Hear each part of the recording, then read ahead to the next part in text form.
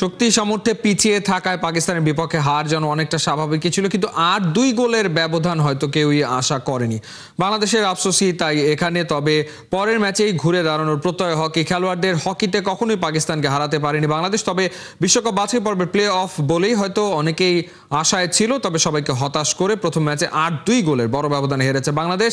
একই সাথে দলের অন্যতম সেরা খেলোয়াড় রোমান সরকারকে হারিয়েছে বাংলাদেশ। পাকিস্তানের খেলোয়াড়ের হিট ঠেকাতে গিয়ে মাথায় আঘাত পেয়ে মাঠ ছেড়েছেন তিনি। প্রথম ম্যাচে বড় জয় পাওয়া পাকিস্তান অবশ্য বেশ সমীহ করছে বাংলাদেশকে, তবে ফিজিক্যালি এগিয়ে থাকায় দ্বিতীয় ম্যাচে জয়ের ব্যাপারে ওরা বেশ আত্মবিশ্বাসী।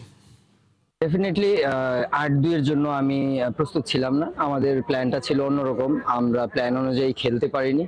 আর পেনাল্টি কর্নারগুলোতে যদি আমরা যে দুটো পোস্টে লেগেছে ওই দুইটা যদি গোল হতো তাহলে হয়তো বা মার্জিনটা আরেকটু কমে আসতো।